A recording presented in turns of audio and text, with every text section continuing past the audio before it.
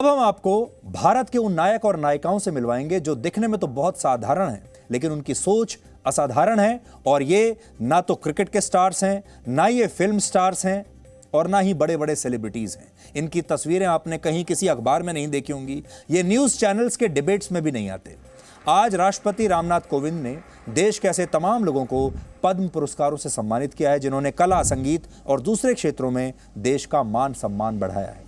इन्हीं में से एक थे वाराणसी के 126 वर्ष के स्वामी शिवानंद, जिन्हें आज पद्मश्री पुरस्कार से सम्मानित किया गया। और जब वो राष्ट्रपति भवन के शानदार रेड कारपेट पर नंगे पैर चलकर आए तो पूरा देश गौरवान्वित हो गया।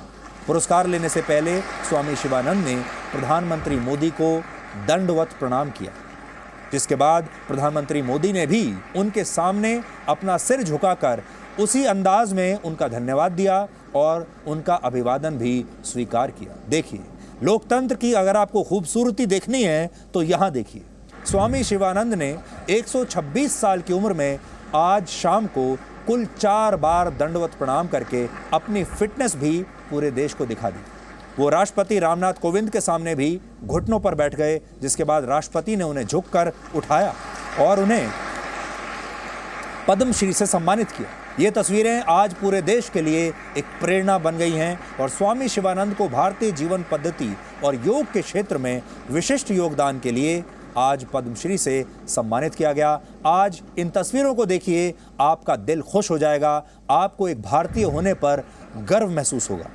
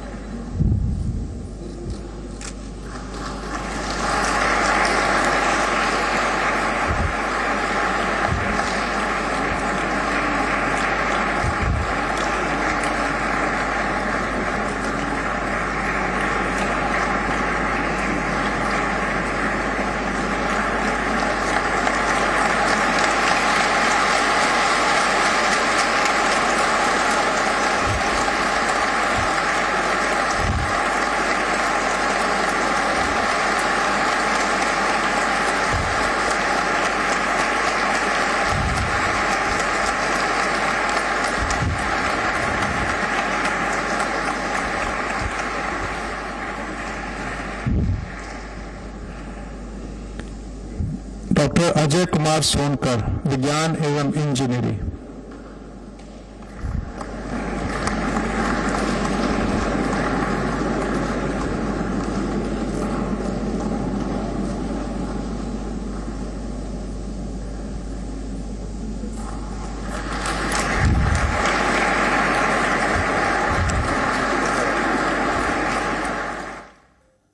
तो भारत का लोकतंत्र कितना खूबसूरत है, ये आज स्वामी शिवानंद ने दिखाया।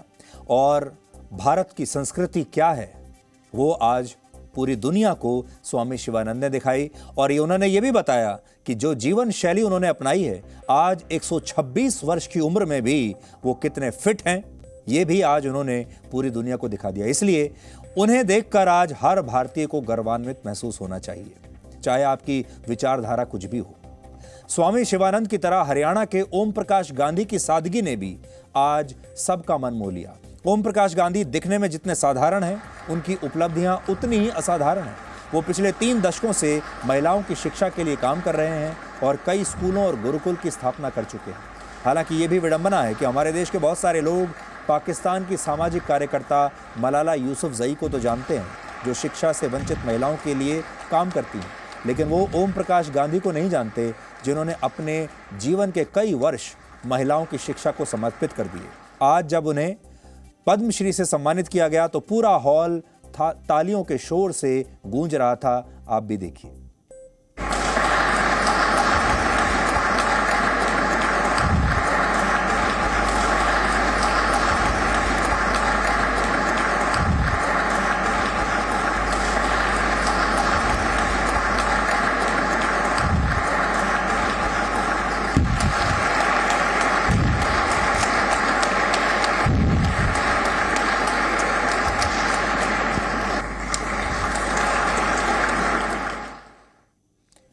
तो ये है भारत देश आपके लिए।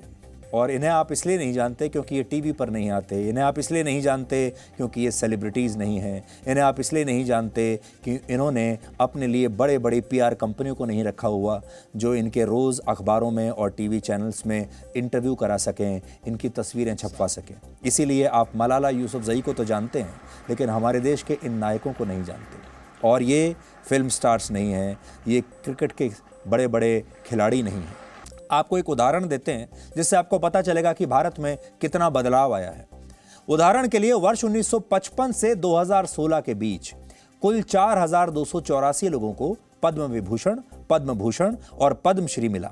लेकिन हैरानी की बात देखिए कि इन 4,000 में से 793 लोग ऐसे थे जो दिल्ली में रहते थे, राजनीतिक रसूख वाले परिवारों के करीबी हुआ करते थे। दिल्ली के बाद इन पुरस्कारों के लिए दूसरी सबसे बड़ी पसंद महाराष्ट्र के लोग होते थे, क्योंकि उस समय अवधि में महाराष्ट्र के 148 इस समय अवधि में महाराष्ट्र के 748 लोगों को पद्म पुरस्कार मिला इस दौरान। यानी दिल्ली के बाद जो अगला नंबर था वो महाराष्ट्र के लोगों का था। आप समझ सकते हैं उस समय महाराष्ट्र के जो नेता थे उनका बहुत प्रभाव था भारत की राजनीति पर। लेकिन ऐसे लोगों का कभी नंबर नहीं आया जो जमीनी स्तर पर बदलाव लाने के लिए काम करते हैं और इस देश के असली हीरो हैं। आज जिन लोगों को पद्म पुरस्कारों से सम्मानित किया गया था वो सभी देश के असली नायक हैं। और अगर हम इन सभी के बारे में आपको बताएंगे तो हमारा ये शो बहुत छोटा पड़ जाएगा। इनकी बात करने के लिए हम भी बहुत छोटे हैं असल में, क्योंकि इन्होंने काम ही इतने बड़े बड़े किए हैं। इसलिए आज हमने इनमें से कुछ कहानियां आपके लिए निकाली हैं जो आपको प्रेरणा और उम्मीद से भर देंगी।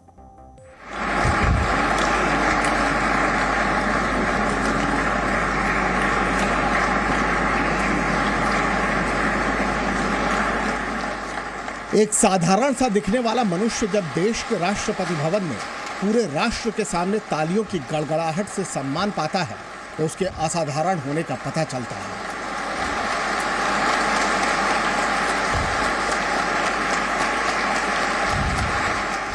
एक 126 वर्ष के वाराणसी के शिवानंद बाबा ने ना तो इस सम्मान की कल्पना की थी, न कभी इसका इंतजार किया था। पद्म सम्मान खुद चलकर उन तक पहुंचा तो उन्होंने भी 4 बार दंडवत करके इसे पूरा मान दिया।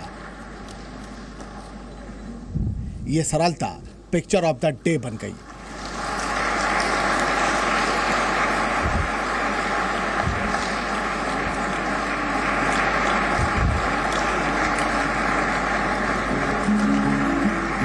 स्वामी शिवानंद को भारतीय जीवन पद्धति और योग के क्षेत्र में विशिष्ट योगदान के लिए पद्मश्री से सम्मानित किया गया। बिना दवा के संतुलित जीवन जीकर भी कैसे निरोगी रहा जा सकता है, आप शिवानंद बाबा को इस विधा का ब्रांड एम्बेसडर भी कह सकते हैं। 8 अगस्त 1896 को जन्मे शिवानंद बाबा के लिए योग ही धर्म है और धर्म ही योग। उनकी दिनचर्या सुबह 3 बजे से शुरू हो जाती है। सुबह उठने के बाद 1 घंटा योग और उसके बाद 1 घंटा पूजा।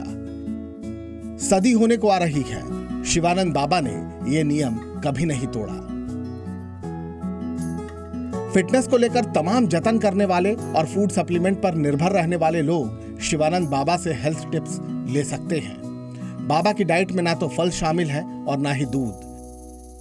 भोजन सिर्फ उबला लेते हैं, उसमें ना तेल होता है, ना नमक और ना ही शक्कर। अपने को इतना फिट कैसे रखते हैं आप? क्या क्या खाते हैं, कैसे करते हैं, कितना वॉक करते हैं? Only boiled food. No oil, no salt, no sugar. Simple खाना। 126 वर्ष की उम्र में शिवानंद बाबा को खाली बैठना भी पसंद नहीं। इनका मानना है कि रुक जाएंगे तो थक जाएंगे, इसलिए पढ़ते रहें, चलते रहें, दौड़ते रहें, कुछ करते रहें। बाबा का रूटीन ऐसा है कि रूटीन एकदम फिक्स्ड है। मतलब 3 बजे उठना, मतलब बाबा जी हर रोज़ 3 बजे उठ जाते हैं। फिर उनका डेली का बाथरूम वगैरह ये सब करके बाबा जी पहले 2 घंटा योगा, 2 घंटा वॉकिंग करते थे। अभी उनका उम्र 126 चल रहा है तो बाबा जी 1 घंटा योगा, 1 घंटा वॉकिंग करते हैं।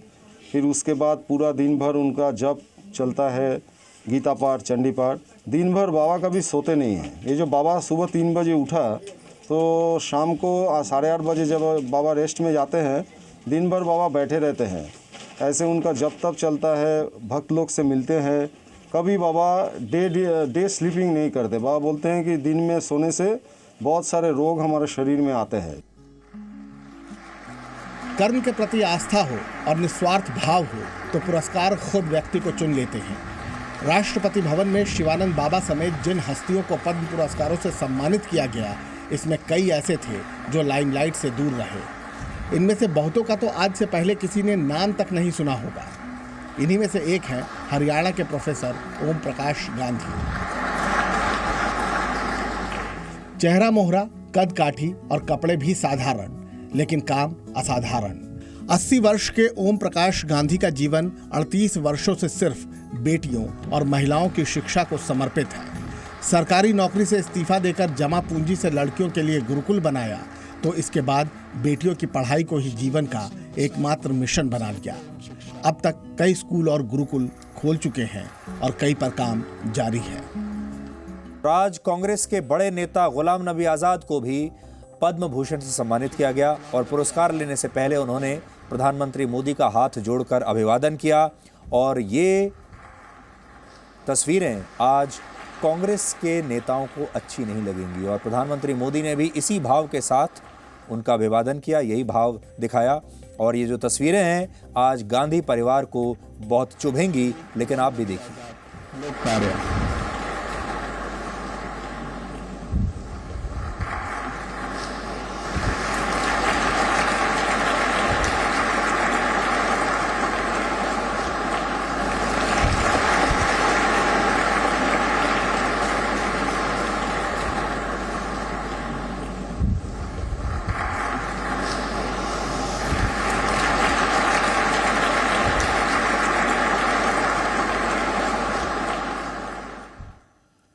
कांग्रेस के बहुत सारे नेता चाहते थे कि गुलाम नबी आजाद इस पुरस्कार को स्वीकार न करें। भारत के पहले chief of defence staff general Bipin Rawat को भी मरणोपरांत आज पद्म विभूषण से सम्मानित किया गया है और राष्ट्रपति ने यह पुरस्कार उनकी दोनों बेटियों को दिया। सिविल सेवा, उनकी पुत्रियां श्रीमती कृतिका रावत और सुश्री तारिणी रावत।